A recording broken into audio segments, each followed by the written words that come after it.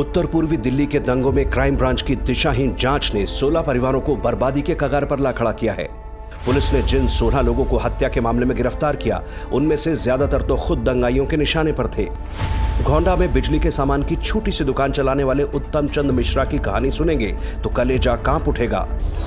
24 फरवरी को दंगाइयों ने उत्तम के घर पर गोलियां चलाई, इनकी दुकान फूंक दी। अगले दिन भी घर पर पथराव हुआ, जबकि 9 अप्रैल को पुलिस ने उत्तम को ही किसी परवेज आलम की हत्या में गिरफ्तार कर लिया। इस वाक्य को इनकी 19 साल की बेटी क्षमा सह नहीं पाई और 12 जून को उसने दम तोड़ दिया। बदनसीबी ऐसी कि उत्तम बेटी के अंतिम दर्शन भी नहीं कर पाए। उनकी लड़की की डेथ हो गई बेचारी, बहुत टाइम से उसका बर्थडे था कुछ दिन पहले, तो वो कह रही थी कि मुझे अपने पापा से मिलना है, मुझे अपने पापा से मिलना है। इनफैक्ट वो जेल तक भी गई कि हमें एक बार मिला दीजिए, हमारी एक बार बात करा दीजिए, बट कोई बात नहीं हुई है। कुछ टाइम बाद उस लड़की की डेथ हो गई। लड़की की डेथ का कारण सिर्फ ट्रॉमा था, शॉक एंड ट्रॉमा। सिर्फ अपने पापा से बार बार मिलने की जिद कर रही थी। ओके, उस लड़की की मौत का जिम्मेदार कौन है? खुद कनिका के भाई लवी को भी इसी मामले में पुलिस ने गिरफ्तार किया। घर की रोटी चलाने वाला लवी इकलौता शख्स है। कुदरत की मार ऐसी कि उसे कोरोना ने भी जकड़ लिया। 3 महीने से लवी जेल में है, बिना किसी सबूत के।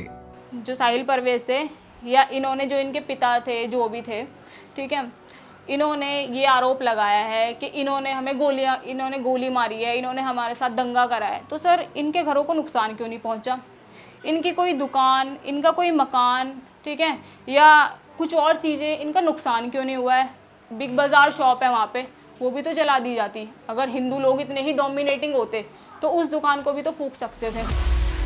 नरेश और उत्तम त्यागी, गोंडा के ही ये दोनों फार्मासिस्ट भाई परवेज आलम की हत्या के मामले में 3 महीने से जेल में हैं। जबकि ये दोनों तो उस दिन गांव शादी में गए थे, जिसके सबूत भी पुलिस को दिए जा चुके हैं। इलाके का प्रतिष्ठित परिवार, जिनके बच्चे MBBS पढ़ रहे हों, उन्हें दंगाई बता दिया गया। पुलिस की ऐसी बेतुकी कार्रवाई किसी को समझ नहीं आ रही। जेल में 3 महीने से ऊपर हो गए हैं, 3 महीने 3 दिन जेल से कोई फ़ोन नहीं आया, कोई वीडियो कॉन्फ्रेंसिंग हमारे से नहीं हुई।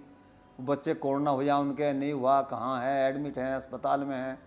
हम तो यही है कि इनकी जो है किसी निष्पक्ष जांच से कराई जाए, किसी भी एजेंसी से, क्राइम से कराई जाए, किसी और टीम से कराई जाए।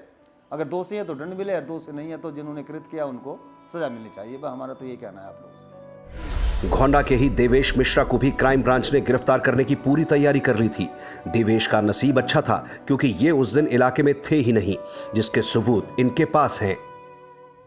जब मैं यहाँ दिल्ली में मौजूद ही नहीं था, जिसकी फ़ोन लोकेशन डिपार्टमेंट ने, पुलिस डिपार्टमेंट ने निकाल ही ली होगी। बाकी मेरे पास उसकी जो मैंने रास्ते में जो टोल जमा किए थे उसकी भी फ़ोटो है। 23 तारीख को मैं अपने परिवार के साथ जा रहा था, उसकी फ़ोटो खिंचवाई थी, वो भी मेरे पास है। ये सारी जानकारी है। तो ऐसा प्रतीत होता है कि बिना किसी जांच के पुलिस ने सभी लोगों को वहाँ बुलाकर, और जैसे पहले से सुनियोजित था और सबको वहाँ बैठाना ही था, सबको, कोई जांच नहीं होनी थी और सबको बैठा लिया गया। क्राइम ब्रांच की ये पूरी जांच सवालों के घेरे में है। हत्या की FIR में 16 बेकसूर लोगों के नाम महज शिकायत के आधार पर डाल दिए गए, जबकि किसी के खिलाफ अब तक कोई सबूत नहीं है। नोटिस देकर पूछताछ के लिए बुलाया और वहीं गिरफ्तार कर लिया, जबकि किसी से भी पहले कभी कोई पूछताछ नहीं की गई।